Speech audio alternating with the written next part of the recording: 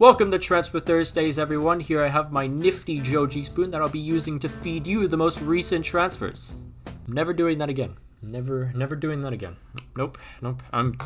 I retire from puns. I never even started a career in puns. I don't know why I even tried. Of course, if you want any transfers or rumors to be featured on the show, just tag me through Twitter or Instagram, or even just mention in the comments. But without further ado, let's get into these transfers. Romelu Lukaku returns to Stamford Bridge on a contract that lasts for 5 years, and the price is 115 million. You would think COVID was gonna stop the transfer window from being hectic.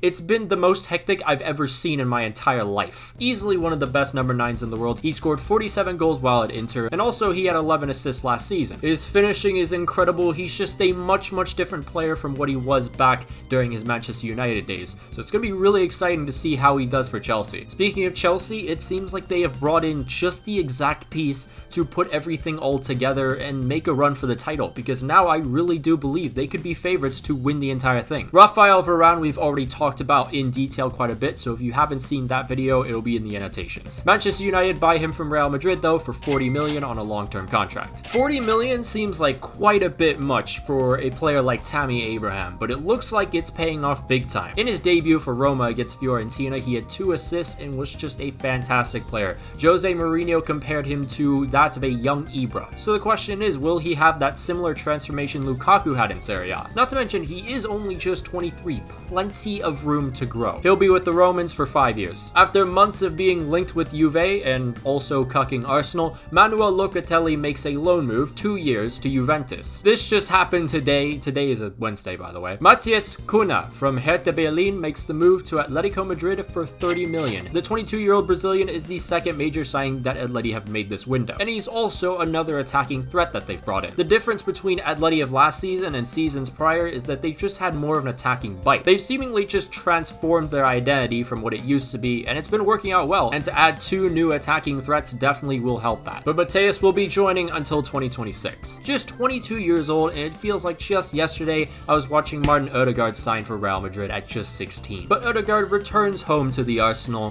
for 35 million. It's a permanent deal, so he'll actually have a home this time. Martin helped the Arsenal attack quite a bit last season. If he can find that Sociedad form from a couple years back, I mean, he could be a very dangerous piece. But then again, he is playing under Arteta. In one of the stupidest moves Arsenal has made in the last 5 years, they've decided to sell their only midfielder that can actually score a goal. I love this club so much. You have no idea. But of course we should probably mention his name. Joe Willock joined Newcastle United for 29.4 million. So it kind of comes to the supporters with this question.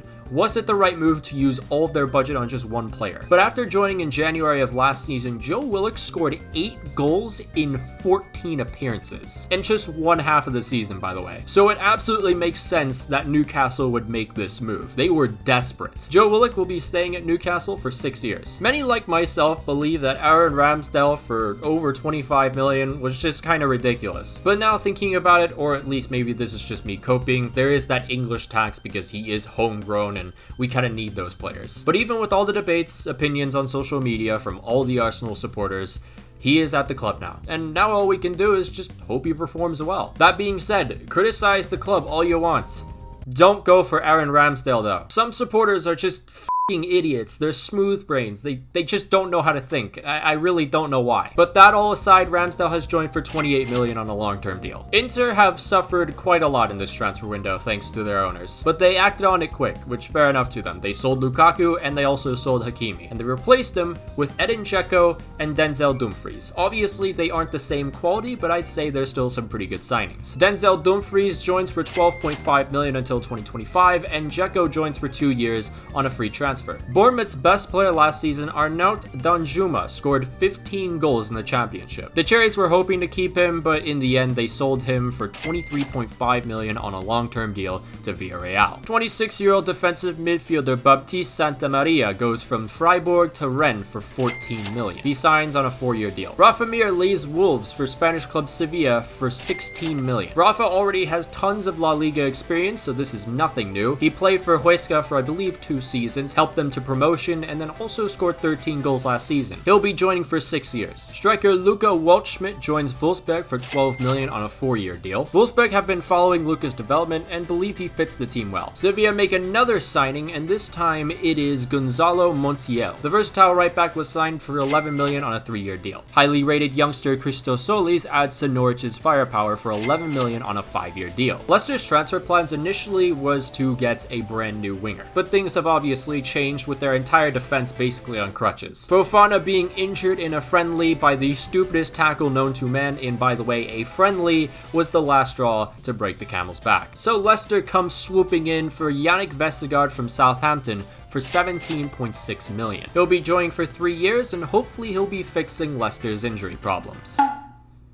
Maybe not. Joining on a 5-year deal is Rodrigo Muniz from Flamengo. The price was 8 million as Fulham hope for great things from the young Brazilian. Bremen see another player leave after relegation in Max Eggesteen. He moves to Freiburg for 5 million on a 4-year deal. Creative midfielder Jakub Jankto leaves Sampdoria to join Getafe for 8 million. He signed a brand new 5-year contract with this club. Easily one of the biggest bargains so far. Xherdan Shaqiri for just 6 million from Liverpool to Lyon. Shaqiri is just 29 by the way and still a very quality player. He'll be with his new French club for 3 years. 20-year-old Alexis Becca makes a move to Lokomotiv Moscow for 6 million. He's there until 2026. Marseille will not stop making moves as they bring in Paul Lirola, who actually had a successful loan spell with them last season. The price was 6.5 million on a 5-year deal. I'm assuming just in case Venezia's top scorer last season Forte can't find form, Thomas Henry, or Henry, from Louvain could do the trick. He was also linked with Celtic. He arrives for 5.5 million on a 3-year deal. Man City youngsters sometimes feel like they just come from the black market because they just pop up out of nowhere when you hear that they've been sold. Ivan Ilic is one of those players. He actually had a loan spell with Hellas Verona last season and now they've signed him for 7.5 million on a long-term deal. Davide Zappacosta hasn't had the best of times at Chelsea. He finally returns to Italy, joining Atalanta for 9 million on a contract that lasts until 2025. Juventus purchase a wonder kid in Caio Jorge from Santos for 1.5 million as he joins until 2026. Watford again making moves in the midfield, they bring in Ozan Tufan on loan with an option to buy. Man City loan out Japanese defender Ko Itakura to Schalke for a year. Wendell's time at Leverkusen is over as he joins Porto for a new adventure. The price was just 4 million as he joins until 2025. Christian Kouame definitely needed some time somewhere else as he joins Anderlecht on loan from Fiorentina. Chelsea loan out Emerson to Lyon as he wants more first-team football. 22-year-old American Owen Odasoe joins Club Brugge for 4 million, a contract that will be lasting until 2025. Alessandro Florenzi. After 1 year on loan at PSG, he's now on loan at Milan. Highly praised youngster Brandon Williams gets his chance at first-team football in the Premier League, joining Norwich on loan for a year. Jonathan Vieira returns to Las Palmas. He's their all-time top scorer and was huge for their La Liga success a few years back. He returns on a free until 2025. Mexican defender Johan Vasquez joins Genoa on loan for a season. Another year, another Batshuayi loan,